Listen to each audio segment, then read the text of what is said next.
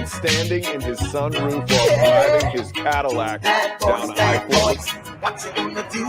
What's he gonna do when they come for you? Hello everyone, and welcome to my channel. I'm the Raina Creole, and this is the Welcome to Florida show, where we just have way too much fun here on the panel and our on fire chat, laughing, cringing, and learning about the second craziest state in the union. And we are continuing with, I guess we get through another maybe 10 minutes of EFAPing Defunctland's history of FastPass. We're just kind of taking our time, going through it, giving insight, answering you guys' questions, just having a great time. And I'm so glad that Dadman Walking is back with us. And of course, Culture Casino with me, my right-hand man on this show. How you guys doing? I'm doing great. I'm pretty excited to get through another 10 minutes of this video.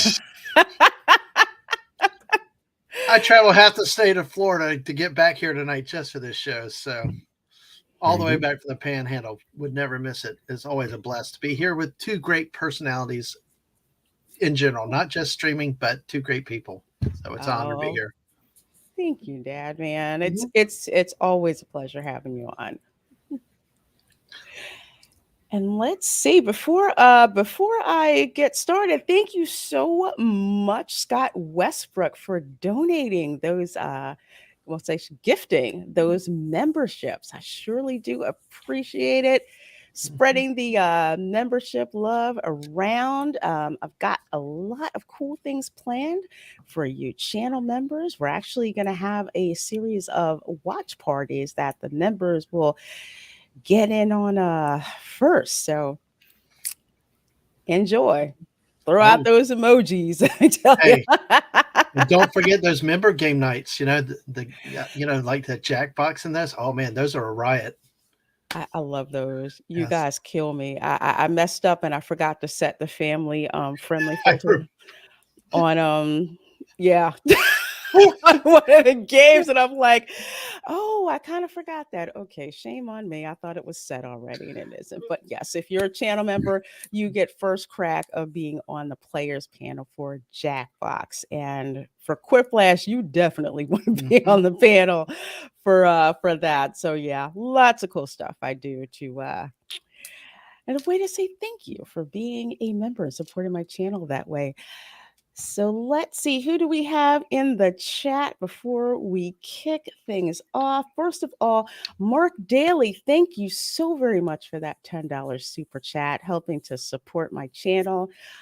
In that way, you guys, super chats, you help keep the lights on, the StreamYard bill paid, and eventually, very, very soon, going to help me upgrade some audio and video equipment here on the channel to give you guys even more stuff to check out. So thank you.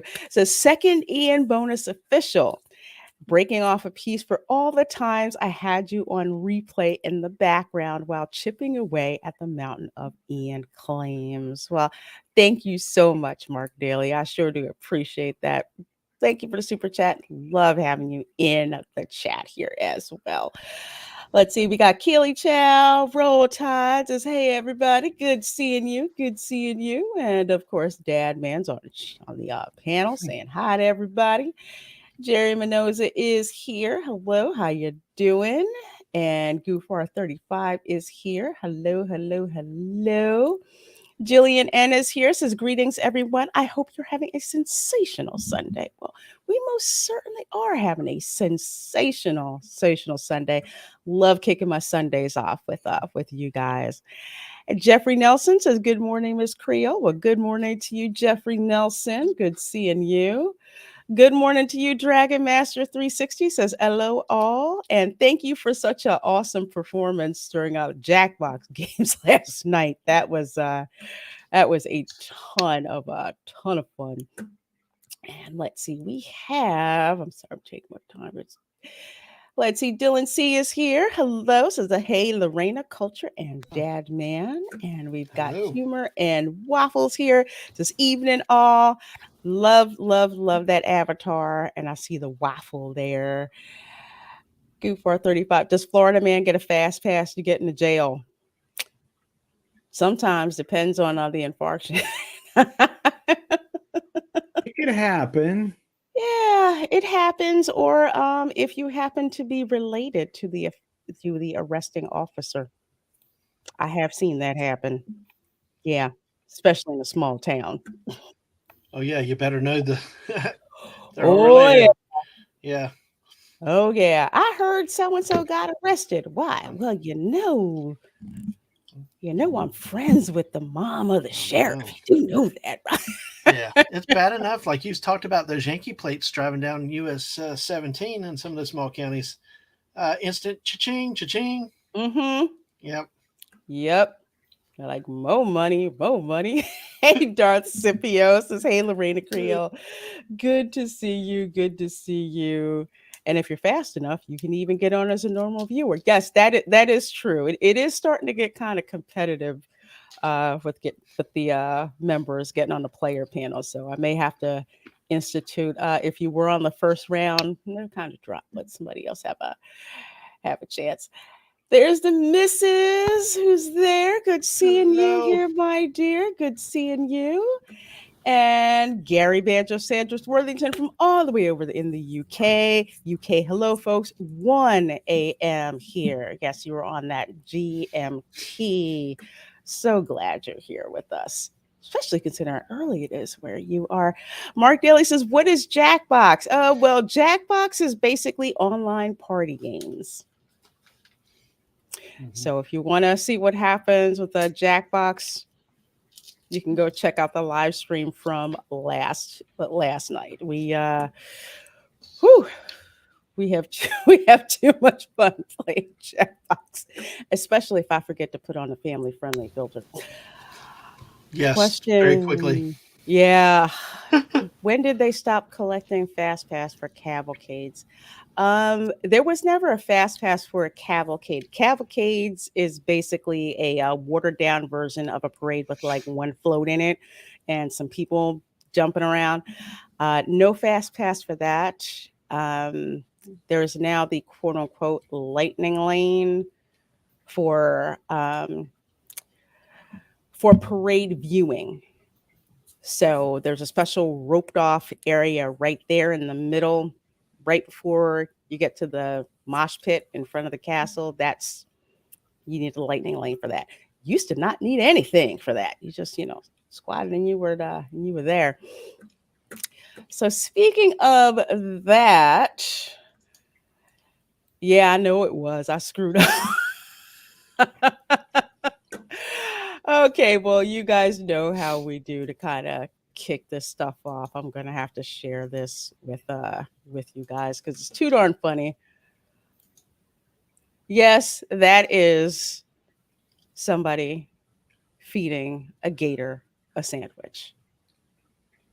Which you're not supposed to do. I mean, wow. No. Much less be in the water that close to them. Gee, Manetti's. I can't see a regular Florida man doing this. They've got to be freaking tourists. And they're dumb because let me tell you something right now. Why are you bringing a gator? Are you crazy people? Look, they aren't even looking behind them. I'd be paying attention to what's behind me. You're sitting there in their territory. That's not smart.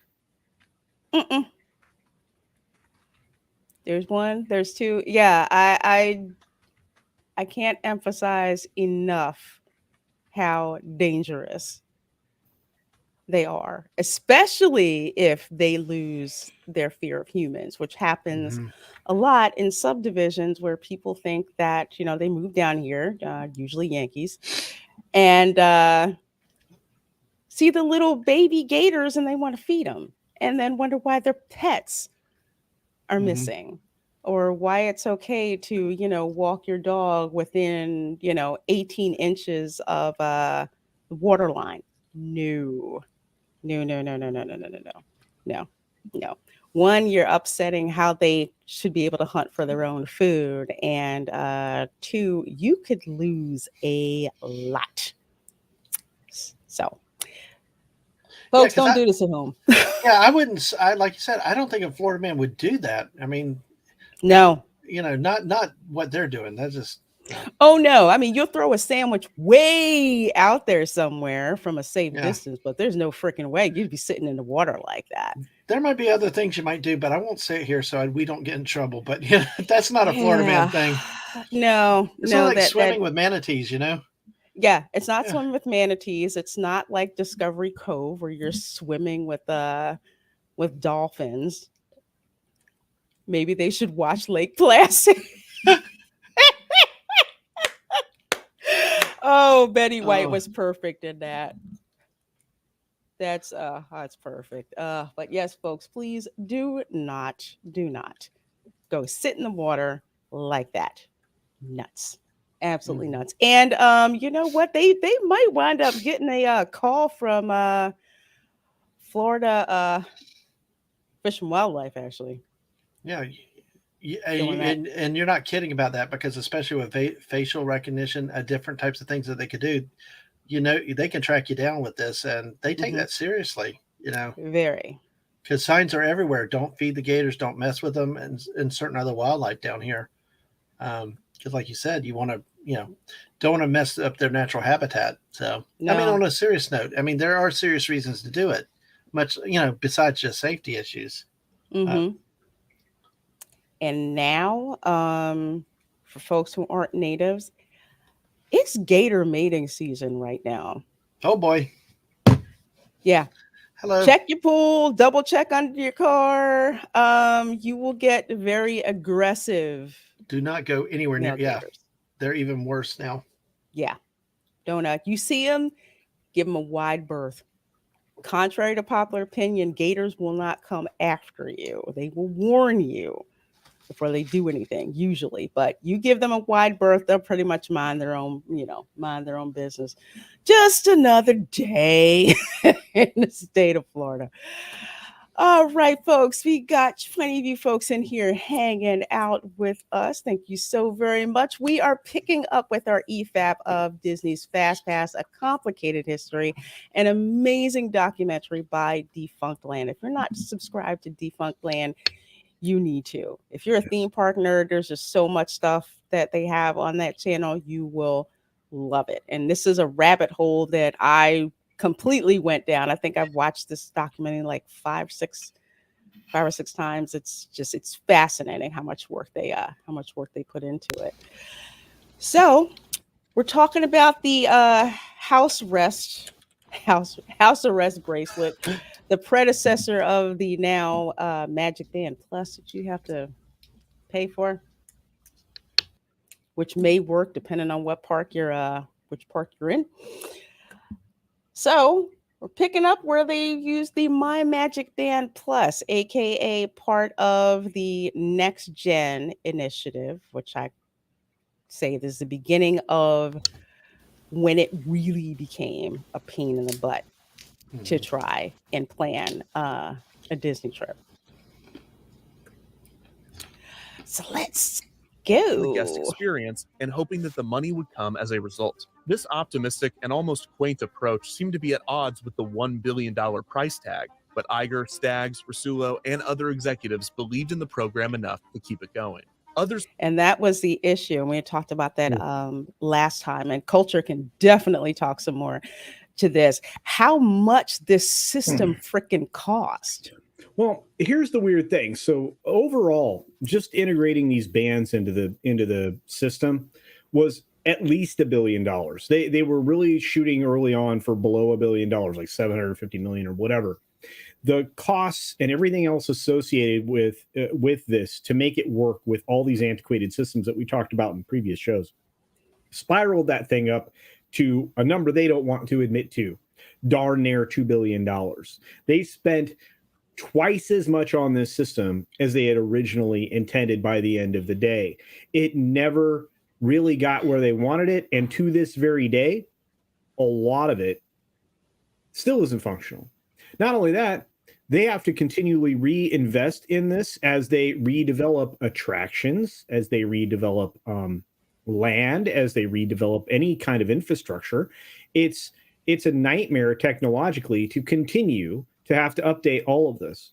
And the wireless capability that some of the base station areas were supposed to maintain, they can't even keep that online.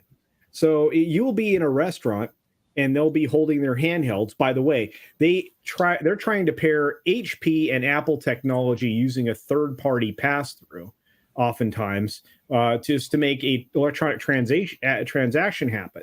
And at any locations that you're trying to use your Magic Band outside the parks to do anything at a restaurant like at Disney Springs or a shop at Disney Springs or whatever, any of those things, that is another situation where you might run into it won't work. It's not, and they just have accidentally invented more problems for themselves for years to come by just trying to get this to work, which is why they're trying to move everybody to their phones, because at least they can, translate that in a different way. But hey, it is what it is. I like I said, this cost, I know nobody will go on the record to say this, but this cost Stags his gig.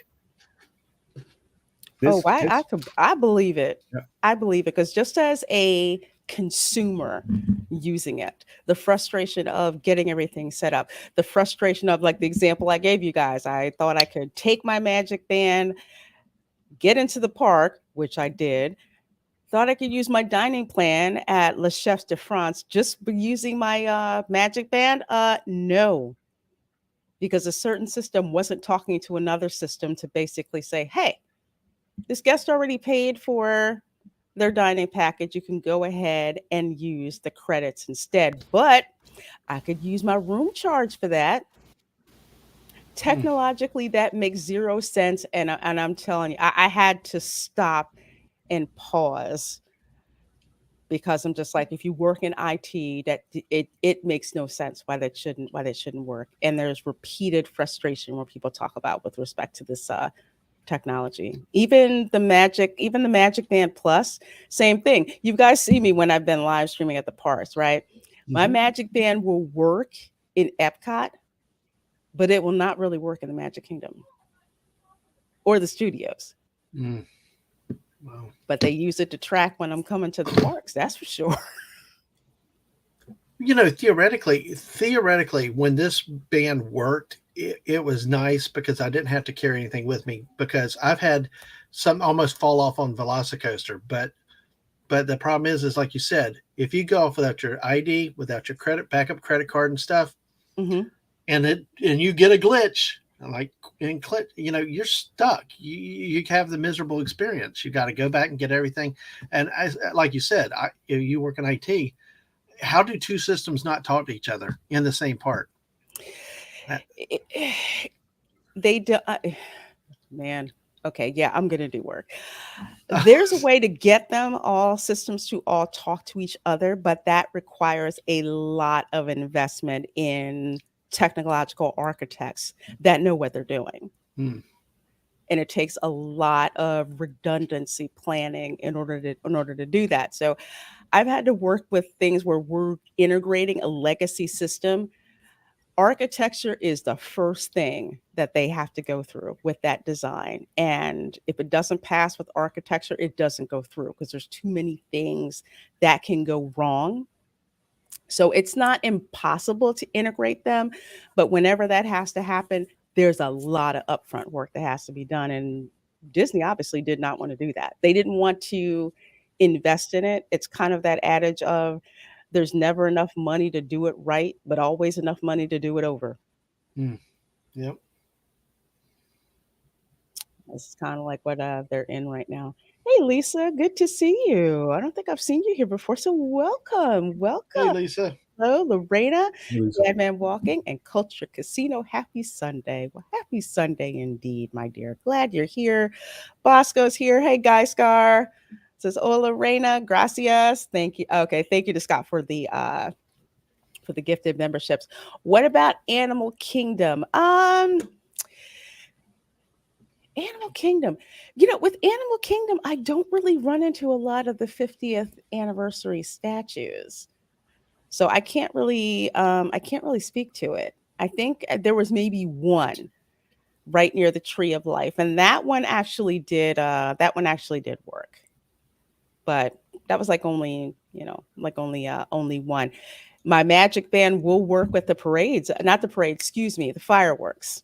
So it'll work, with fireworks and everything. It's weird. It's very, very weird. Oh, excuse me. Those were the fireworks at Epcot, not the fireworks at the Magic Kingdom. The Magic Kingdom is like a Bermuda Triangle attack. Well, we could be here all night talking about why. I think that a lot of things will work better at Animal Kingdom because that was built with a lot of technology and future expansion for technology already in mind. So a lot of that stuff is going to work a lot more easily. Yeah, agreed. I don't run into Wi-Fi issues. The Animal Kingdom is the one place where if I had to use Disney Wi-Fi and it stays stable, it would be there. I've hardly had a Wi-Fi drop over there. So culture is definitely right when they talk about the Others throughout infrastructure. Disney had a much different opinion, which quickly led to infighting. Disney hired multiple tech contractors to manufacture and deliver much of the MyMagic Plus technology. This is what we were talking about last time. Offshoring and subcontracting something that should never have been subcontracted at all. Mm-hmm. That seems to be a way of life in a lot of IT stuff with the work I'm doing and stuff. A lot of times it goes to the cheap, you get that contract, but then when you see the implementations, it's like the consultants are the consultants. And it's like a lot of times you get the cheaper consultants, especially when you're trying to fix something, when you didn't do the implementation correct to begin with, you just pay for more of it. And it's just, you're going for the better help. You're going to pay a lot more than you are than the cheap ones. So, but this, with this, we talked about technology. I don't know what y'all thought, but these, like, to me, ruined the front entrance of the Magic Kingdom. These big things that you stuck your things, because they used to have the gate, even though they're turnstiles, they were just something throwback about it. But these things just were like, I don't know, they just seemed odd to me looking at them. Little I-beams where you supposedly tap your band or your card and then put your finger in the scanner, and then if it's working, it'll turn green, but if it's not working, then it's got to turn blue, and then the cast member has to put their hand up, have someone else come over from guest services with an iPad. I've never seen so many guest services people specifically just for the entry points. Or how about the fingerprint? Or like your finger doesn't work. It doesn't want to read it, register it. And, you've used that finger a million times, but it refuses to identify it. And I've had that happen too, where they're like, okay, I have to keep scanning, keep scanning my band. And then miraculously it'll work that time around. And it just backs so many people up to try to get into the parks with these points of, with the entry points. And not only is it just with your card or with your Magic Band, but also if you have it on your phone. That's another thing that didn't work. So I don't use it.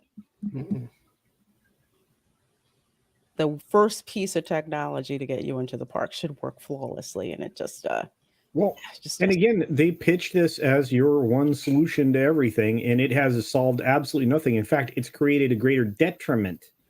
Do you realize that you used to be able to just put your ticket in and be done and walk away? You used to be able to just put your pass through and walk away. And then they added the little biometric thing to make sure that you weren't somebody using somebody else's pass. Right. But ultimately, they got around that at Disneyland by just taking your picture, which if you were a pass holder, which worked really well. And they would even put your picture on your pass. So it was indisputable. But let's not do that. Let's not stick with the tried and true technology. Let's use something that is inherently, likely to break. Inherently broken to begin with. Not good. And again, getting back to the contractors, another thing that you have to keep in mind is these contractors are just paid to do a job. It's not their problem with upkeep or anything unless they negotiate a contract to pay for that particular that particular upkeep. And then you have some contractors who will subcontract to another place, to another shop. So you could potentially have 3 to 4 different software development shops behind one contractor. And this isn't some little small project. It's a Disney IT project. So this was just like a problem, a total disaster waiting to happen. But Disney was looking at numbers. And at that time, they thought it would be cheaper to get things done with subcontractors instead of doing it themselves. But also the other reason, some IT firms will hire contractors so that if the thing doesn't work, they can blame the contractors instead of their own, lousy processes. I've seen that happen too. Yeah, exactly. Black Superwoman. You mess up when you try and do too much. And they really did just try to do too many things and mess with the system that there was nothing wrong with it, really. Well, part of it goes back to their making, I'm trying to figure out how the phrase right, but them trying to make the optimal experience, that they know better than you do how to plan your vacation to avoid unwanted, in quotes, delays and stuff. Well, who's, just get in the park, like you said, and all that. But see, you overcomplicate a simple system that, you're going to have problems and things, and then you get more frustrated customers. But a lot of that runs back to their push to tell the guest what the guest wants, how the guest should do it to do it right, to do it better. And instead of letting the guests just fend for themselves, buyer beware, you bought the ticket, here's a system, figure it out the best you can, and you're like everybody else, instead of trying to do all these custom fit planning packages for everybody on every single trip. As a somewhat local, I want the freedom to go there to do what I want during the day. I'm the one that's coming back spending more money on a daily basis or weekly or monthly basis. The once in a lifetime trips may need more help with that, but you're trying to take so many people with so many different interests and pigeonhole them all into one system, one size fits all. And that's just impossible. Do you all remember when Disney's biggest push was do your vacation your way? We have so many options that you can choose from to make your trip how you want it. Are you doing a no kids trip? Are you traveling with the kids? Are you traveling with the grandkids? Are you traveling with a large group for like a family reunion? We've got these different solutions that will work for you to truly make it a memorable trip. I remember that. When's the last time you saw a commercial like that? Yeah. That's not the way they do commercials anymore. They're all driven by, modernity, politics, garbage. But beyond that, all they try to sell you on is the idea that Disney still has magic, and they don't. They lost their magic. They scuttled it. Yeah, you got to make your own magic pretty much right now with this. Ugh. And it was an open secret in the tech industry that they hired subpar firms that saw the project as a cash cow. See? Again, I know I keep stopping this. But open secret? I work where this is the industry that I work in. I remember the last stream I said that it was an open secret of all this that was going on and just how screwed up this was going to be with Disney. That, I saw plenty of like job listings where contractor with Disney were just like, no, thank you. No, we know exactly what it is. And these firms, they were just like, hey, Disney can pay us all this money and we can overpromise and underdeliver. And what are they going to do? Well, that's the thing, is based on deliverables.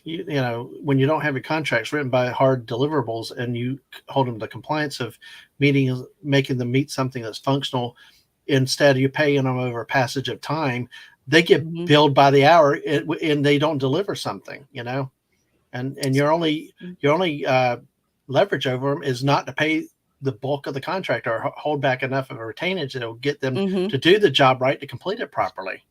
Well, and it was a cash cow. I mean, knowing people that were in on this project from the very beginning, I can tell you there were companies making big bucks, and so there were some big technology companies that were more than happy to be a part of this complete disaster. They really were. And you have to remember, somebody was on the board of both companies at the same time when some of this project was taking place. I'm just saying. Yeah, Mike has bad knees. Let's just say there's some things that I can't really talk about, but I will say yes. Yes. Like, this is a fixed price, what was it? Fixed price contract with like an extension and a maintenance addendum. Yeah. So whatever they screwed up, they still got paid to fix it. Right. Instead of holding them at a deliverable, it's like building a building. You're holding retainage back for a certain amount. They're not going to get the full contract, but what you do, you pay it all out, or you say you're going to pay over a passage of time, not that you get a finished product that works. Either one, those are the two options in those type of contracts to keep soaking the buyer. Oh yeah. Like I've been on calls where I'll be on a call with like a third party subcontractor. And I'll get so who do we talk to about payment for the extension of contract? I said, excuse me. We wanted to talk to you about I'm like, I do not write the checks, number one. Number two, what makes you think it's appropriate to bring this up during a product review? Seriously. It's such a shady game. And just very quickly, it is incredibly, but let me add to this real quick. Mike has bad knees. There were government intelligence agencies involved in this business. Just FYI. Yeah. I can see that. Hey, they're data mining. They know all about you. Oh, I could talk about the data mining. I mean, you guys think I'm joking that every time, 9 times out of 10, when I pull up the Disney property to, go through the parking plaza, they know who I am. Welcome back. Go right on ahead. I'm like, yeah, they track me. That's what it is. I care about you. It's your experience. Yeah. So when I call it the house arrest bracelet, trust me, there's a reason I'm calling it. These firms also did not get along with the park's IT team, especially when major issues were found with implementation. I'm laughing. Here's why. You have the people who do the system, install it, and they're just like, okay, not my problem. And then the poor operations people have to deal with this cluster. Yep. Absolute. Walt Disney Imagineering was not all in on the MyMagic Plus technology either. The parks hoped that the Imagineers would take advantage of the X-Band technology to deliver unique experiences in attractions. But Imagineering viewed the X-Bands as a gimmick, and a risky one at that. That's what I saw it as. Like, hey, get this band. This band will sell you to come, to the parks, and doesn't do anything. Like, it wouldn't be a problem if what was promised was what was delivered consistently when it came to the Magic Band. If you tell me I get this Magic Band and I can use it for everything except for, using the bathroom or something, that's what I expect. That's completely what I expect. I don't expect to be told, well, your dining plan, you can't use it right now because something's missing, but you can use a room charge, or I can't get into the parks, or whatever. Just everything that you say this band is supposed to do and you don't deliver it to me, that's a problem. What makes it crazy is it's no more sophisticated than the card. We were talking about this last time we were talking about this, than the card that you use to get into your room key.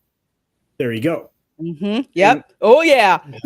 Let me tell you, it should work just like the credit card for your room key. Well, if you're out at the pool at your resort and you took nothing with you, right? Because that happens when you go to the pool. You take a towel, maybe some, don't burn me to pieces lotion or whatever, the SPF 7000, right? Yeah. And a towel and your swimsuit and your little skinny butt and your band.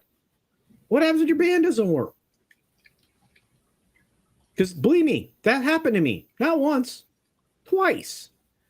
You'd be like, this is dumb. I should have just had a key. It was easier then. I mean, and then if the key didn't work, I could walk up to anybody, including the concierge person, and say, fix this. But now you have to get a tech lead 9 times out of 10 to come over in the hotel and fix your stuff. And then pray that it didn't mess anything else up that is already set up for you. This thing is such a disaster and for all the reasons that he's going to go through. Because let me tell you, entire departments, people that you would think would be on board with this, we're not.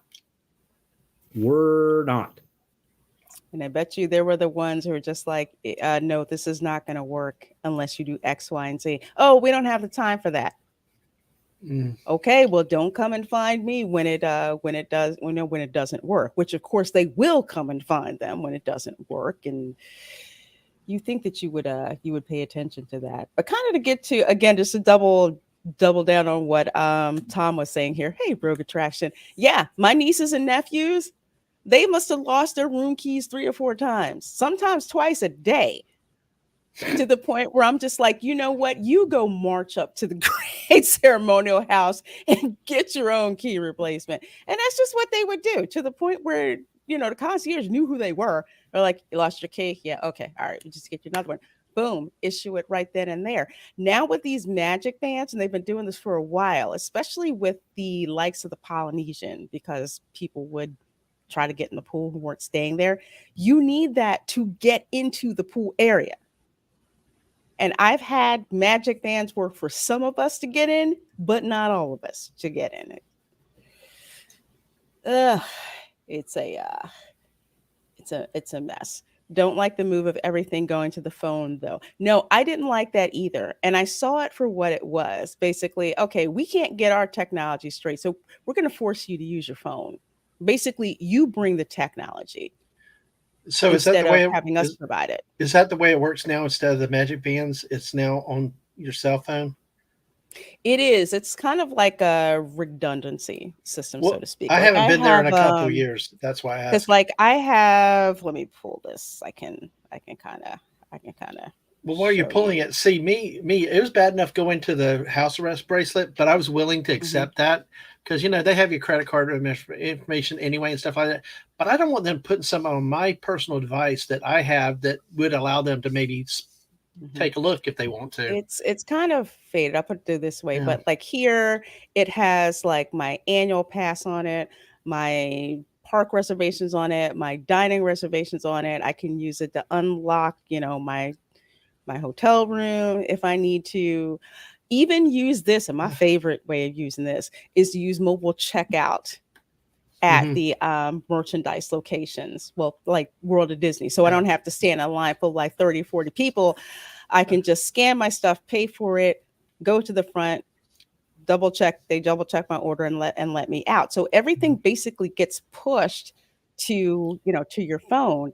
If I'm a pass holder and I'm paying for my meal and I'm like, hey, I'm a pass holder, I can pull up some people just like, oh, no worries, you're fine, I believe you. Some of them are like, okay, bring it up on your app here to show that you're a pass holder.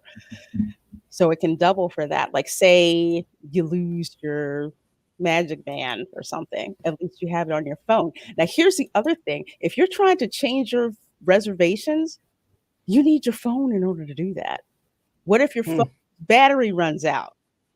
I mean, you go to guest services, but that's a pain in the ass. But seriously, they just want you stuck, on your phone, as opposed to making sure that their technology works. I don't know. I guess there's ways to prevent them from getting to other apps on your phone and stuff. Because I don't know. I don't know how all that technology works, but that's one of the things that I've always been concerned of with having too many apps or having too many things where people access my phone is how do I secure my privacy from them? Yeah, I haven't really had an issue, but I understand that. Some people Yeah, have VPNs. Like I have yeah. a VPN. At the Brown Derby, they forced me to show the app version would not accept the card. Wow. And I would have said, and I would have said, you know what? Get a lead over here. Yeah. Yeah, that makes zero sense. Yeah, because Well, let me tell you right now, with as much as can happen with just the Bluetooth open on your phone or your NFC on your phone, the near field communication, which is what these bands actually rely on. Hmm. Any that you are essentially asking or giving them opportunity if there's some and if they're nefarious or anywhere near them is nefarious, getting access to your data. I have zero trust for Disney now, none. They are completely compromised because they're in bed with China. But if you look at the things that it asks you when you download their MyMagic minus app thing or whatever Hmm. my garbage thing time is, it asks for your location, contact information, a whole litany of things that you have to sacrifice your rights to if you want full functionality of the app. It includes your location, your geolocation. And a VPN isn't going to help you for those things. Yeah, you can access the local stuff that's on the thing, but Hmm. you know, I would have been like, you know what? If in reaction to what's happening with Disney and the shenanigans they're trying to pull with the Reedy Creek stuff, Hmm. if they're really trying to do that, you know what else they can do? They can actually make a law that you can't force customers to utilize their phones for any functionality in your parks. Can't be done. You don't think that would screw up Disney pretty badly? Yeah, I have 100 ideas how to screw up Disney if they really wanted to Oh. play hardball. That's one of them though. Make it so that you can't require use of an app to present tickets or payment Hmm. information at a theme park. Because Like that. Yeah. No. they need to get rid of that, but they don't want to. You want to know why? Because it is a literal sea of data mining for them. Totally, it totally is. Plus, placing X-Band readers throughout the park's land so that guests could redeem fast passes clashed with the theming. Imagineer Joe Rohde said, quote, "If I'm supposed to be living with fairies, fairies don't have iPhones or magic bands." And I so am with him on this. Granted, I don't like Joe Rogan's politics. I don't. I really don't. But he is a hell of an Imagineer, and I totally agree with him on this. It's just like why when you would go to the parks before the dawn of the Magic Bands, you just had your ticket to get in, and that was it. You weren't chained to your phone. I mean, I see so many people walking around the parks. They have to constantly, look at their phones. It takes you out of the immersion of the parks and the beauty of the parks. Why? Because you're worrying about you know, what time is this? You're worried about, your dining reservation. You're trying to find out, wait times rather than just going to the wait board. You're scaring through your phones. But he's completely right. It totally pulls you out of the immersion and out of the magic when it comes to that because of this system. The Imagineers ended up barely integrating the X-Bands into new attractions, with Epcot's test track being one of the only real benefactors. And it was, yeah. Oh, go ahead, Dad, man. Oh, it was that test track when they modernized it with all that cool pre-show, pre-ride stuff.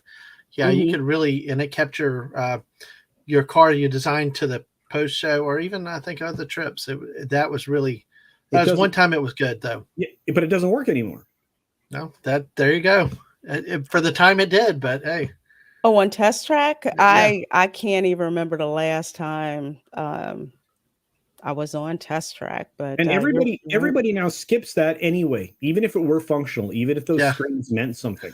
Everybody skips it. And it's because it isn't engaging.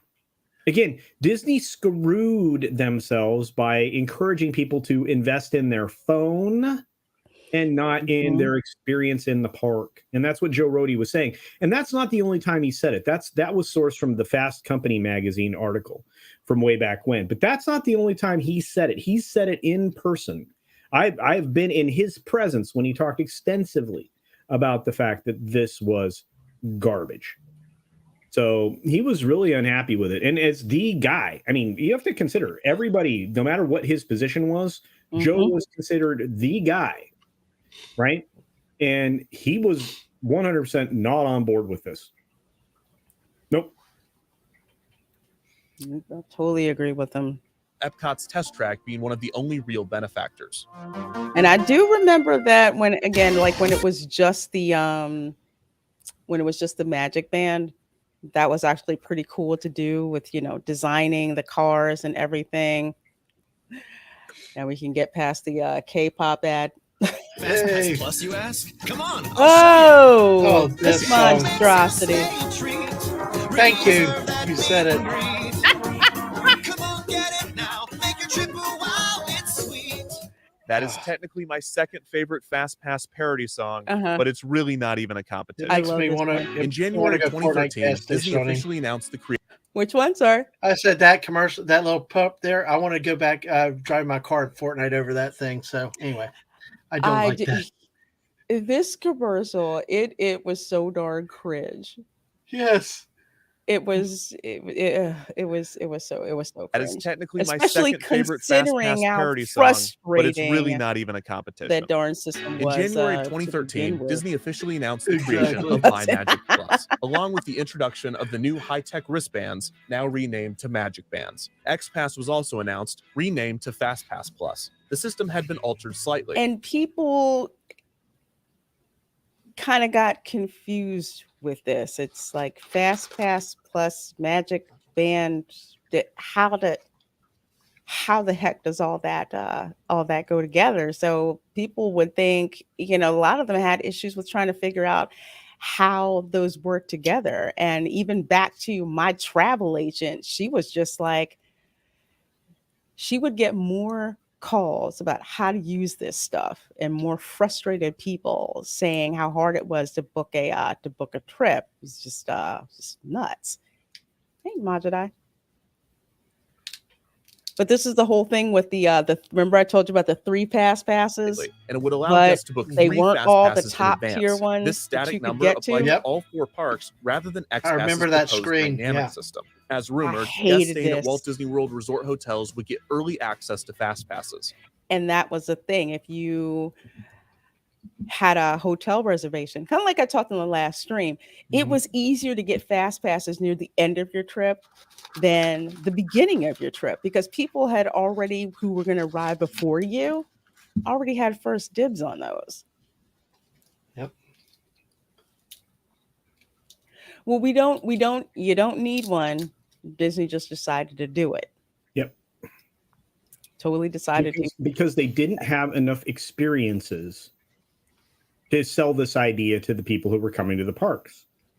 You used to be able to have quite a wonderful day with using the legacy FastPass system and just navigating the lines appropriately. And I will say, as an old timer, before FastPasses existed in Disneyland or Disney World, that you could have a hell of a day. Mm-hmm. Regardless, you could do every ride, every attraction in Magic Kingdom way back when with no fast passes. You could do it in every park before fast passes. You just had to be efficient. You had to get there at rope drop. You had to navigate the day in a way that made sense. Same thing with legacy fast pass. In fact, I would argue you could get through 3 of the parks in Disney World in less than a day, usually more, 2/3 of a day. With managing your fast passes, legacy fast passes, and just going to the attractions. You didn't have to miss anything. Animal Kingdom was a half-day park. You could do that, and you could do the other half-day park, which is Hollywood Studios, and that was just one day. And then let's get FastPass minus, create artificial scarcity. Yep. Create stop-and-go lines, which didn't exist on many attractions. Can you imagine a time when Haunted Mansion doesn't have a steady moving forward line? I used to not be able to imagine that. Now I can, because I watch it happen. And I'm like, none of this benefited anybody. A Omnimover attraction doesn't need a fast pass line. Does not. No, It does not. theoretically, you're just walking on a moving ride, one car after the other. It should be a continuous line, like you said. It defies logic with what they've done, but it only has a certain capacity it can run out before you do have those backups. So it's like the people mover type thing. It's a conveyor system that you just go up the thing, you keep getting on, but even that now has like a snaky line way around other rides. I mean, it's like everything they've got is overwhelmed with. Yep. You should just walk on. Well, and they strip down heavy traffic rides that are wonderful people eaters, and they get rid of them in favor of the experience stuff like the Guardians of the Galaxy coaster. You would eat hundreds and hundreds of people all at once in the universe of energy. Oh yeah. Guardians of the Galaxy capacity is severely different. Same thing with Mission Space versus Horizons. I can go on and on and on and on. It's just it's not about the experience, the theme park experience anymore. It's about extracting the most money from your wallet that they can. And that was exactly the whole mission statement from Tom Staggs back when he was talking about this with select shareholders. Anyway, it is what it is. No, and I'm glad that you mentioned that, Culture, because what I was talking about during my live stream on Saturday morning when we were over in the Magic Kingdom and I was showing you guys Tron, there is no themed queue for that ride. Can you imagine a Disney attraction without a themed queue? That's Tron. You walk in, you hear the Daft Punk soundtrack that's going on. You're basically, it just looks like you're waiting outside, to go to a rave. There's like a reproduction of, the laser reduction beam, which you have no idea what it is because there's no context for it. After you get into the doors, it's like a 20-second pre-show and boom, they kick you out into the loading area. Wow. Nothing. Well, it's about just getting people in there, not any entertainment, not any atmosphere, not any building of anticipation. You could just be standing in line to get to a concert. Right. And here's the problem. They put it in the wrong place. Okay, right next to Space Mountain, which is going to go under massive rehab here in the really near future. But anyway, they put it next to Space Mountain, which has highly themed stuff. This is a direct lift from Shanghai. That tells you exactly how sophisticated they think the audience in Shanghai was and how sophisticated they're trying to make the audience now in America. It's a direct lift. So it is what it is. And look, they didn't even do anything substantial with the post theming, where you were now sponsored by Enterprise Rent-A-Car on the way out. That's the green team. All they did was do a makeover of the original team that you walk through. They spent nothing on it. It was the least amount of money you could have spent on promoting a campaign for Enterprise. I wonder if Enterprise realizes that. Anyway, it is what it is. I don't think they do. It's like, say, in contrast to Test Track. Okay, once you get out of Test Track, it's like you got dropped into a car show in Detroit, pretty much. So you would go and you get to get in all these different cars and find out information. That was cool to do. There was so much to look at and so much to touch. Even like the concept cars, they would have that out there so you could do. When you get out of Tron, it's just, hey, it's the green team with Enterprise and a photo op. That's it. Literally. That's that's it. Sorry, I sound really hotel guests. Oh no, dude! No. You just back up everything from, like, every time I see Tron, every time I walk by Tron, every time I see people in line who paid a good amount of money and came a long distance, they're going to experience something that has zero theming, is over in like 50 seconds with lockers that can't even give you a straightforward explanation about how to use them. Well, and to be fair, I mean, that's just part of this really terrible experience that you have there, because for a lot of people, it's painful to sit in those seats for the 50 seconds that you're in them. Yeah. It will tear you up. And if you Yep. look right now at the fit and finish of the attraction, you can tell that it's been under construction for 5 years because the fit and finish and paint and everything, and the canopy's damaged that you're walking underneath in the attraction. It's damaged. You can see it even better when you're on the light cycles as you go through the attraction. And it was like that in the previews. People were pointing out all of the problems that were there in the previews. It's insane. And you walk around, there's paint peeling from the large bolts, lug bolts that are holding the foundational elements together for the canopy that you're under. The new, freshly repainted, redressed shop outside of Space Mountain that is not even finished. No. They haven't done the caulking. They haven't done any of the finished paint work. I mean, the reface of the clock and all that's done, but they haven't come and put the final trimmings together. This thing is 5 years in the making. And there's zero excuse for it. Yeah. So if you go back and you look at this stream, that again, what I did on Saturday, go to where we left Tron and I walk you guys right by that refurbished gift shop area next to Space Mountain, which is not open because it's not done. It's not done. Oh, and as a matter of fact, I don't even think it's going to be ready in time for the 4th when it's supposed to open. Yeah. And don't even get me started on that train tunnel. That was so anticlimactic. I know I'm probably spending all time, but I am kind of salty about it. So you're riding the train, right? You're on the Walt Disney World, railroad, which does a great job of just telling the stories of how you're going through the different lands and everything. And then by the time you get to Tron, which is pretty cool with like the takeover of the signal and everything. But you go through there and it's pretty much like going through a New York subway. There's nothing going on, nothing that's happening, no light display or anything, like no broadcast from like, say, the master control program, nothing. It's literally a tunnel. That's on the Tron ride? That is when you get on the train for the Walt Disney World Railroad and you go under the Tron attraction. Like they have a track that they laid that will have you go underneath the attraction. But it's like when you go to every section of the park, like there's one for Fantasyland, there's a spiel for Frontierland, or Splash Mountain. You went through you saw Splash Mountain there next to it, or in the back.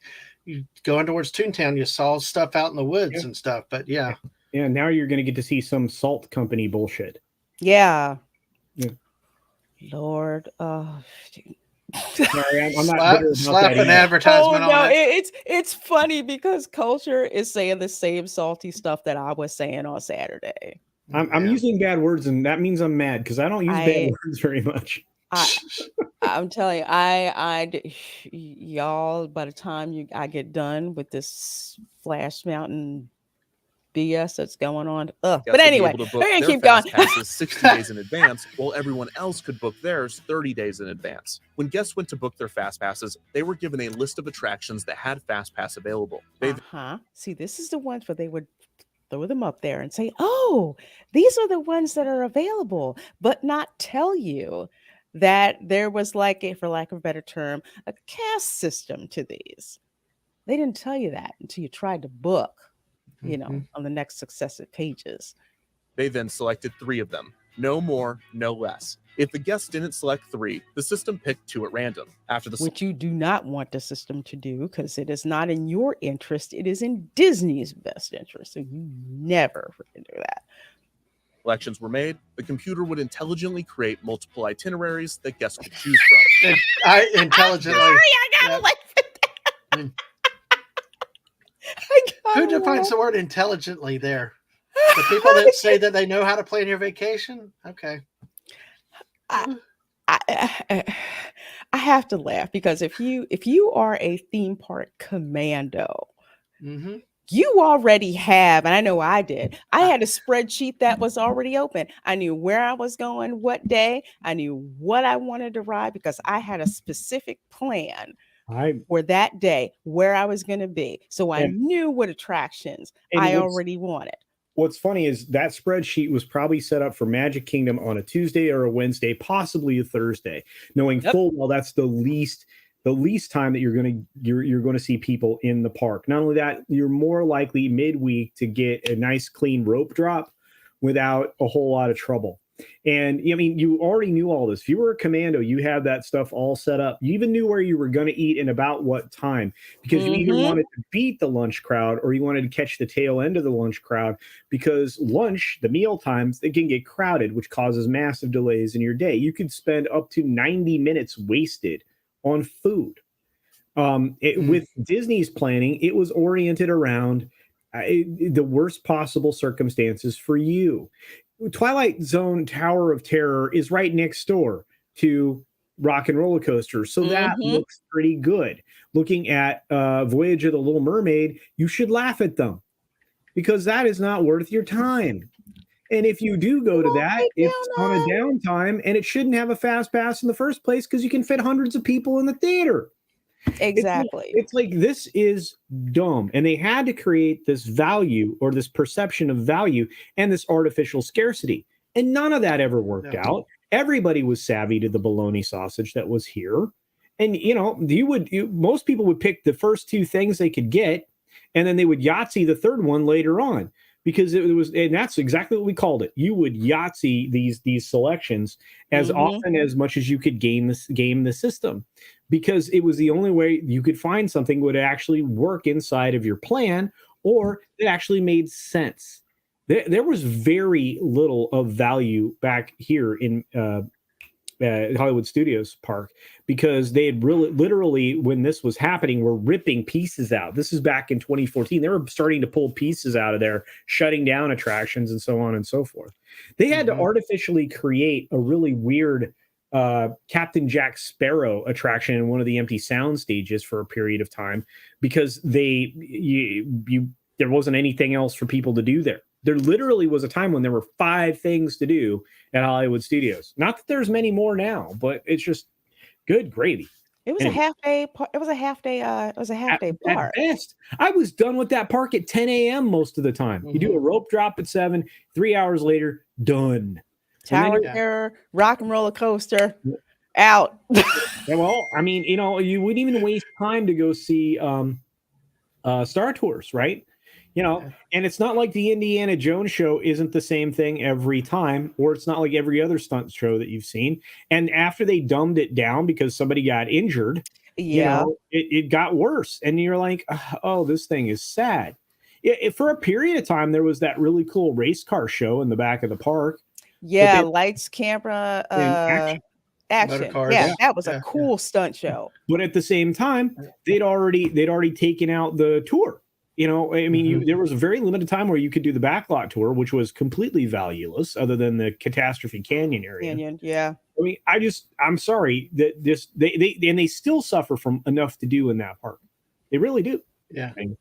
There's just not enough. And to kind of add, although I love Voyage of the Little Mermaid, I would look at this, it's just like, you know what, this is another 40 minutes tacked onto my travel time, considering how far it is from where Twilight Zone Tower Terror is and the Rock and Roller Coaster. And like Culture, like you were saying, the Voyage of the Little Mermaid, that's like, I think like what, 500 seat theater probably. Then the holding area that had its own pre-show, and if there were kids in the audience, they'd kind of pull one up to do the show, there with them. And it would do like five. They would do the same number of people. So literally it was eating people like crazy. Yeah. And to be fair, because of the way they built the Tower of Terror in Florida, not only is it a superior attraction to what they had in California before they converted that to some Guardians of the Galaxy farce.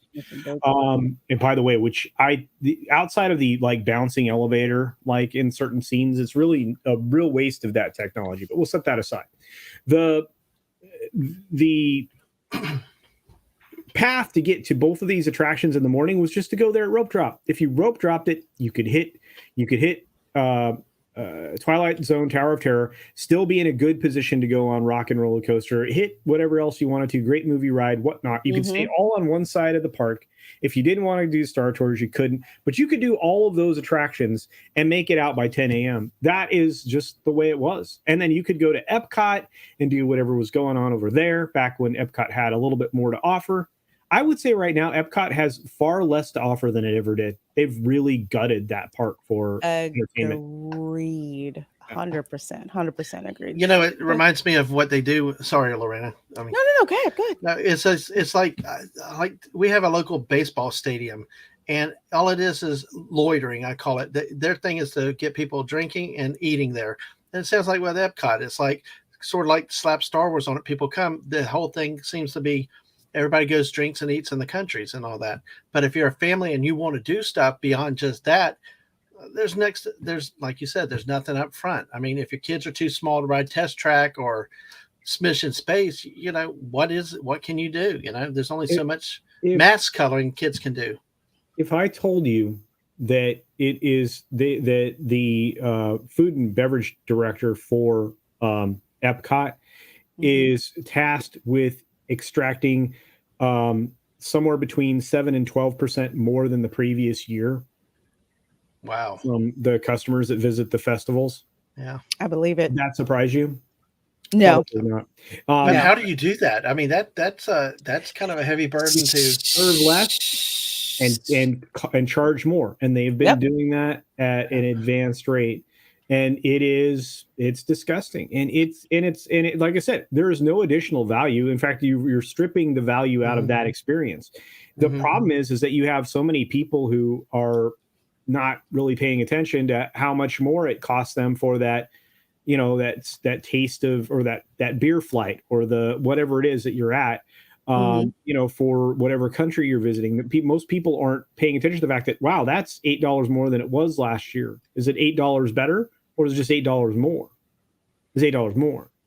You know, it's infuriating, and the size of the treats and stuff have gotten smaller. Oh my God! Well, just look what the CFO said. You know, charge them more, give them smaller portions. You know, for the waistline. But that was just so freaking tone deaf of her to, like, you know, to say that. I know for me locally, because I'm local, it's like I'm keeping that stuff in mind. Like, okay, you want $5 for that cupcake, but I could go to Publix, get a thing of 6 of them that taste even better.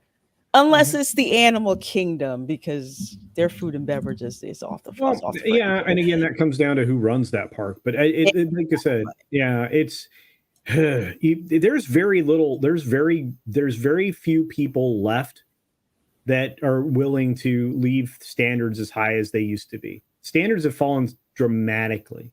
Well, when you talk about Tron and not finish, you open a ride and it's not even fully painted and everything else. Yeah, my wife has talked about that the trash and you used to not see any maintenance being done, and it's like, you know, the standards have gone downhill. You know, they used to strip the paint off nightly and repaint, like the I don't want to call them the turnstiles, but whenever you saw I forget what, like the wrought iron or whatever, they would repaint those every night. They would hose down areas of the park every night. How did I know that? Because when I would stay for extra magic hours, you would see people working, like fixing things in the restaurant, sprucing things up, cleaning things up. It was like, you know, watching the, you know, like the elves at the North Pole making toys. Like literally, that's what you got to see. Very much like that, indeed. Yeah. But now, guests could still edit the selections, either by changing the time of the FastPass reservation or by selecting another attraction within the initial attraction's time frame. Just to kind of add another thing for forget, if you were a Disney resort guest, you can make dining reservations 6 months in advance. So before I even got to this, if this was a Hollywood Studios day, I already knew we were eating at the Brown Derby. I knew what time we were eating at the Brown Derby. So I'm looking for pass passes that are conducive to when I happen to be eating. But Disney doesn't look at that when they Fast passes were now generate redeemed that with for you. Magic Bands or guest park tickets, but during the initial rollout, paper FastPass kiosks would still be available. MyMagic Plus was introduced in phases throughout 2013 and early 2014, and issues with the system were immediate, apparent, and overwhelming. Yeah, and that's not a lot. And see, it was funny because this was maybe this wasn't Fast Company who wrote this. That looks like a Fast Company font, but anyway, when I look at this, I'm like, they already knew it was broken. It was over $1 billion, and they still pushed forward. And and people took full advantage of having access to Legacy FastPass. They still did. And I mean, people would get their MyMagic Plus and they would just forget about the original FastPass. And I'm like, I kept saying to people, you can still use that machine. Go and use that machine. Ride this ride twice. Why are you missing out on this advantage? So, but I don't know. It was very frustrating to me. But this thing never worked. It still doesn't. Anyway, I'm going to shut up. Yeah, but it's true. When you say immediate, apparent, and overwhelming, very much so. It's like, okay, the whole system has changed. So it's like you have to go back and replan, what you want to do. Overwhelming, people trying to figure out, it's like you already had the system figured out, or even if you didn't and you were new to it, it's like, what do you mean I can't just reserve my hotel, buy my tickets, and go? What do you mean I have to get this magic band and do all of that? And Disney did not do a very good job really of explaining what this is. So thank goodness that there were travel agents. I mean, without the travel agents at this point in time, they were really trying to figure the system out to let people know what was going on. But even they were frustrated with trying to get this to work for their clients. It was reportedly that's when people okay. I gotta stop on this one. I would always get this freaking page 9 times out of 10 whenever I'm trying to book a fast pass, whenever I'm trying to look up my reservation. This is what you would say repeatedly. And it's like, this is Disney. Why the heck am I seeing this? And it's not like, say, late at night or, in the middle of the night when software updates are getting pushed. You kind of figure that, and they usually tell you when it's going to be a maintenance window. No, this would be in the middle of the day or even first thing in the morning that they were having this crap happen. And oh God, don't call the number. Do not call don't call the number. You will be on hold for I don't know how long. Even if you were a travel agent trying to call the travel agent number. My travel agent, she's like, would you believe I've been on hold for 2 hours? I'm trying to fix something for a client and Disney has me on hold for like you gotta 2 hours. That had to be frustrating for a travel agent. There are times money and so many other clients that they have to deal with and that spend time on it with wow. That's crazy. It's such a mess. Needless to say, now I know why my travel agent. I cried, but now I know why she quit. And IT pleaded to executives to pull the plug, as the tech was making operations much worse, to which executives essentially responded, "We know, but we're in too deep." No kidding. Going back. Yeah. Yeah, they've spent way too much money on the system. They know. But what I didn't like is Disney playing it off as if, nothing to see here. Pay no attention to the man, behind the curtain. And if they're paying attention during the development, something's going to go off track. These projects don't just magically fall behind and crash at implementation. You have warning signs, and if you're planning ahead enough, you got to hit that point of, do we keep putting money in it or do we stop? And apparently, I think pride and ego gets into so much of it because it was the guy's legacy to do this and implement it, instead of just being realistic, saying, hey, we can't do this. Let's stop it now and avoid throwing good money after bad. It's hell or high water. We're going to do it. You know, like you said, we're in too deep. And then at that point, you got to go forward. In too deep, and you've got contractors who know your own system better than you do. Mm-hmm. And then guess what? They're not picking up the phone. No. And But they're charging you. Oh, yeah, we can fix it for you for a price. Hey, you called us. We're going to charge you for the call, too. Just to ask us. Yeah, it's, oh, man. There's a reason why next to the federal government, Disney IT, how bad it is such an open secret. Mm-hmm. Spotty Wi-Fi, malfunctioning Magic Band readers. Especially spotty. Oh, God, spotty Wi-Fi. If I'm at Universal, I do not have a problem with the Wi-Fi. I just choose not to use it. But if I do use it, I don't have a problem with it. With the Wi-Fi at Disney, it drops, it's spotty. If you're in the Magic Kingdom, forget it. You guys have seen it during streams, you know, they'll start lagging like crazy, especially in Fantasyland. And yeah, Magic Band readers that aren't working, websites crashing all over the place. It's just a mess with this. I'd never seen such bad. I mean, this was something I'd never seen or had even expected to come from Disney, with so many issues with this system. It's basically inexcusable. They really just, they said they're in too deep, but it's just like, your guests are the ones who wound up paying for this in more ways than one, with their hard-earned money, with their time and their energy. And this is when some people really started to get turned off with going to Disney. Mm-hmm. It's a mess.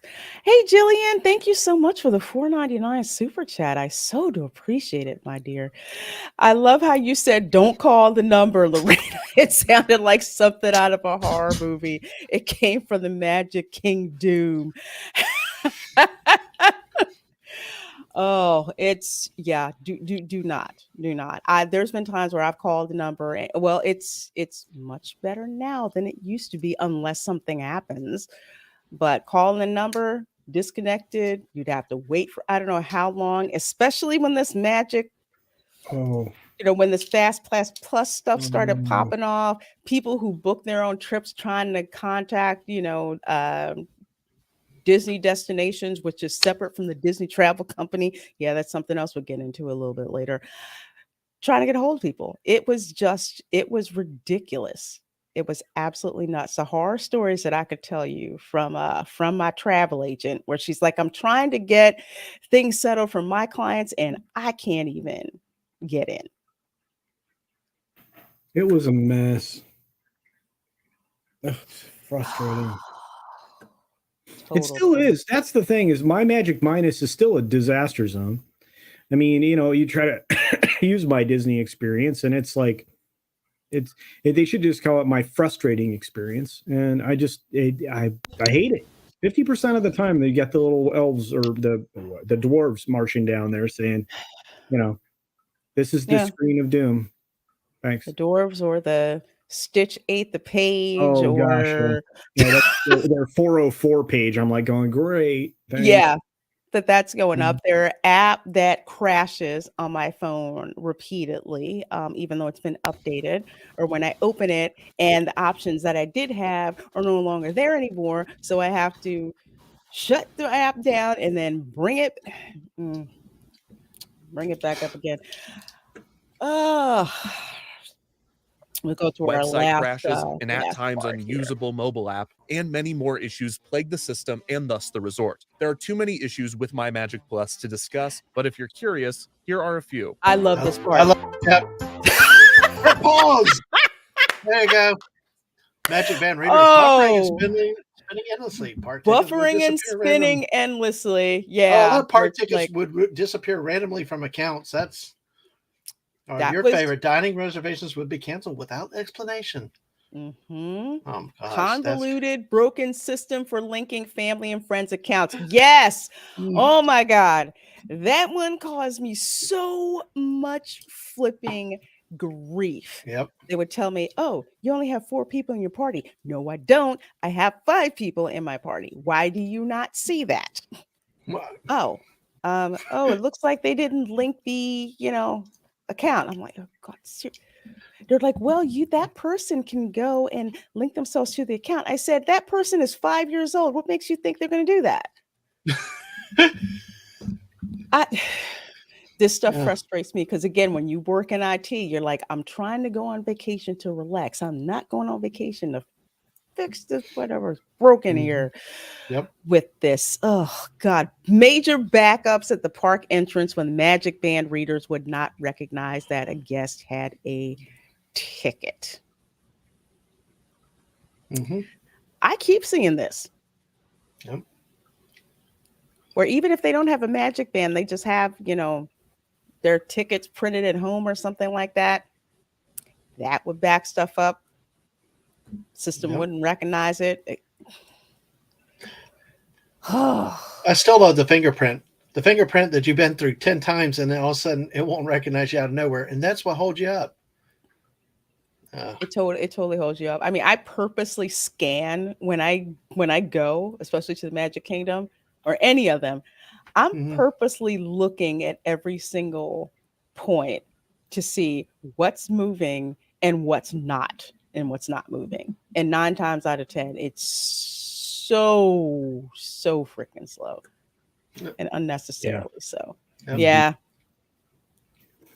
This is just why literally I got a job lead from not a job lead, but I had a headhunter or IT ambulance chaser, whatever it is you want to call it. Say, hey, I got this position with Disney. Are you interested? I tried back. No. No, don't send it to me. Oh my gosh. Oh my God. Wow. That one, I can't imagine how bad that was. Multiple card readers, as sometimes the readers that worked with the Magic Bands did not work with chip cards and vice versa. True story. Yeah. Very. And again, I mean, this all screams of the problems that people don't realize that, they could have at any moment with their own personal credit card. But the credit card readers at the grocery store do better than these damn Magic Bands. Oh, yeah. Oh, yeah. At the Publix, I can just, use a QR code, scanner with the app, boom, done. The only problem is if the cashier doesn't realize that it says, paid in the Publix app. That's the only thing. And usually those are the newer cashiers. And my favorite, Magic Band suddenly not working at the resorts, locking guests out of their rooms. Nothing like being locked out of your room when you're soaking wet with bathing stuff on. Yep. And that was one of my first gripes when we started today's show was getting locked out of your room with a towel and some sunblock like 90,000 and you're there with your Magic Band, you go boop, little red thing. Or if you were like us, that close parks down at 3:00 in the morning with the extra magic hours, you get back 3:00. Who wants to walk to the hotel lobby at 3:00 in the morning? Nobody. Yeah. I have had to flag down, and this is why I loved tipping my mouse keeper. Getting locked out of my room, can't use the Magic Band. Flag them down, they would see me. They're like, okay, I go ahead and let you into your room. That was a backup system that Disney probably did not see coming. And I'm telling you, I tipped our mouse keeper extra because not only was my Magic Band not working, sometimes the kids' Magic Bands were working, and we were there so long. The mouse keeping staff, knew who we were. But that is just an absolute freaking pain. And again, it goes down to, or would say it boils down to, why are you going to have this system that's not tested sufficiently and you're going to push it out there and still continue to cause problems. It's Well, it's like they said, they're in too deep. yeah. So they double, triple down, costs go up instead of just saying, hey, let's go back and simplify it to an easier, older system and let the guests decide for themselves what they're going to do, And so we still have reservations. I mean, that's a concept that's foreign to me. I would be so out of going because of the whole reservation thing, but, I don't know about you guys. I'm pretty sure I know the answer to this. Do you think any other company would have gotten away with this? I don't think so. No, without a doubt, I mean, the public backlog on all of that stuff. But, it's also they kept a lot of it hidden pretty well. You don't hear a lot of this unless you are on the boards and the stuff and like your experience. You don't hear about all these problems out in public very much. But, there are a lot more occurrences than what you hear. So, Jeremy knows that's a loaded question. mm-hmm. They probably depended on their contractors to test it, and they did not. I could do a total IT deep dive of everything that's going on with this. But honestly, I think if this was not Disney, Universal couldn't get away with doing something like this at all. But just to wrap up, one more thing. Lisa says, I think it would be fun to visit the different resorts and skip the park. I am a avid fan of what I call resort crashing. Oh yeah. Mm-hmm. Drop in, eat, shop, enjoy the amenities. They will take your money. It's okay. It's okay. They don't mind. I think the only thing that's off limits is, the pool and everything. But you could definitely do that and totally completely make a day out of doing that. Someone I know, his thing is to go to the resorts and like buy coffee mugs at all the Mm-hmm. at all the resorts. So people are like, wow, you stayed at all of those Well, see, resorts? we used to do that. They used to have a time when each hotel had its own themed cup, like soda cups that you did for the visits. We collected the heck out of those things over the years between the value resorts, the monorail resorts. But last time I think they don't do that anymore. It's like, isn't it? It's been nice. So you can't have, like, I had some for Pop Century, I had some for Art of Animation, I had some from the Polynesian. They were great, like a great cheap souvenir to When get. it became kind of a thing. Well, look, we didn't stay at this hotel. Well, let's stay at this. Let's stay at Sports. We need the cup. Or let's stay at Contemporary. We need the cup there. But it was, that's a shame. Yeah, it's so homogenized. But one of the things that's not homogenized, and I'll end on this, Jillian says, Lorena Creole, I love the Easter egg display you showed us yesterday. The pastry chefs at the Grand Floridian are they are so amazingly talented. And trying to bring this up really, really, really, really quick. And I actually sent those pictures to the folks over at Pirates and Princesses. So if you missed the stream, you can go and check this out. And I will actually drop the link in the chat. Over at the Grand Floridian, the pastry chefs there are absolute next level with these creations made from chocolate and sugar. This is one of my favorite ones here because out front you've got like a replica of Walt and his name tag, and also showing like the plans for Cinderella Castle, and then Tinkerbell with the pixie dust, and then that becomes reality. And on the back of that egg is a quote from Walt Disney, and Roy Disney is on the back with Roy Disney's tag for 100. I love the Kevin one, that's 6 feet of chocolate. I do. I do. I love the one for let's see, that Sword in the Stone. This one's one of my favorite with all this detailed chocolate work that's in there. Everything, even down to the faces that are on the roses from the anime special. all of these chocolate decorations, I have to tell you, the chefs that did them truly had a love for Disney and Disney storytelling.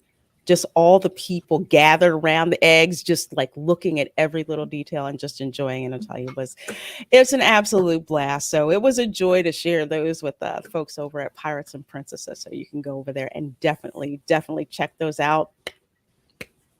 Pastry chefs at the Grand Floridian are absolutely top notch. So such disrespectful stuff. Wow. Look Oh, nice. so they're gorgeous. They're absolutely gorgeous. So, folks, we're gonna wrap up this. Well, I think we got through maybe 6 minutes, 6 minutes of footage, but still fun talking about it, giving our insights, getting insights from you guys. Of course, taking a little break. Easter Sunday, no stream, but the next Sunday, guess what? Florida Man Bingo. So prizes, fun, more laughs. Probably more things that in hindsight we didn't put on the bingo card, but that's kind of how it happens. Dadman, what do you have going on? Let folks know about. Oh man, hey, well, it's a busy week. A lot of it is impromptu game streamings and some other stuff on Tuesday and Thursday. Kind of open with that, but follow me on Twitter at DadmanWalking55 to see what's latest for that. But tomorrow night we're going to Whoopa Troopa are going to continue with our Monday Madness. We're going to preview the national championship men's NCAA game between San Diego State and UConn. Also on Thursday night, we're going to talk XFL football. If you have questions about football or basketball, join our shows. We'd love to talk general sports and answer your questions. And we like to geek out about it and make it nerdy. We can make sports fun and nerdy and geeky and whatever you want to. Wednesday night, I have a guest coming on. We're going to chill chat, but we're actually going to talk about Alaska. He's going to have a presentation about pictures from Alaska. And we're going to talk about some Fortnite things. So that's a lot of what's going on. Really, like I said, follow me on DadmanWalking55 on Twitter, and I'm on Twitch and YouTube at that. But also, currently scheduled a week from Wednesday. I'm going to do a theme park show where it's kind of chilled. We'll talk some how you do theme parks, but get into the personal fun memories with none other than Lorena Creole and Theme Park Casuals. So that will be on the 12th at 8 p.m. Eastern. So I wanted to make sure I put that out there for everybody. But thank you again, Lorena, for opening your doors. It's always an honor and pleasure to be here. And always good to be with you, Culture. Welcome. Love having you here. Love your insight and commentary. Culture, what do you have going on? Let the folks know about. Well, tonight, of course, I have my late show, the Late Night Culture Show, which is going to go, in just a little while, maybe about an hour from now, hour and 10 minutes from now. And then I'm having a special guest there, the creator of Jupiter, which is a new comic project from an independent creator, featured on Indiegogo. Massive opening first day, beat his numbers, but the book needs more support. It is beautiful. It is ready to go. It's ready to go to the printer, which means it'll be weeks before you get it, not months, which is very cool. And then let's see. I have of course a great group of guests over there. Tomorrow is the 6-minute daily, as is it every single weekday. I already got that show put together, believe it or not. Got one video that just came up right as we were going to be ending. So that one is my revised review, spoiler free, of the D&D movie, the Dungeons and Dragons Honor Among Thieves. So I got that out there. And tomorrow I have a wrestling video coming out for those of you who like that, about the business of wrestling. And I have a video coming out about Yellowstone. A lot of people like that program, and I have some news perhaps that people want to hear. So keep your eyes peeled. I want to say thanks to everybody who supports all of us, because I see many of your faces everywhere, and I want to say I appreciate you. Lorena, as always, thanks for having me here. I will start working on the bingo cards, and when we get through Easter this next Sunday, which we won't be here, as Lorena said. We will have a really good time. Be ready, guys. Be ready. Yeah. Definitely. It's going to be a blast. And I love how Culture sets the cards up for us every time we have a Florida Man Bingo. As for the channel here, tomorrow at 6 p.m. Eastern, of course, I'll be on Ladies of the PGS. At 8:30, I will be on Demogenized channel for Spell Broken Live. Tuesday, 7 p.m. Eastern, you get a bonus live stream from me from the parks. Tron is opening that day. We are visiting the area in that evening, checking the place out, seeing if there's if they actually open the gift shop up by then. But we are also going to be catching a viewing of the Happily Forever After Fireworks have returned to the Magic Kingdom. So we're going to get to see those as well. So that is Tuesday evening. And let's see. Lots of other stuff going on, and I'm off kind of on Wednesday. But the other thing to remember is Friday at 12 p.m. Eastern, an audience with the Queen. I interviewed Jay Scherer of the Orange Grove 55 crew, and we're going to be talking about storytelling, Disney, and beyond. So please do not miss that video premiere. And as always, folks, you guys are amazing. Thank you for all your chats, your super chats, your retweets, your shout outs, just being you and bringing yourself to this show. You guys in the chat make this show what it is. Thanks to my panel for everyone for being on. And we will see you next time. Go check out Culture Show tonight. All right. Bye, guys. Bye. Bye.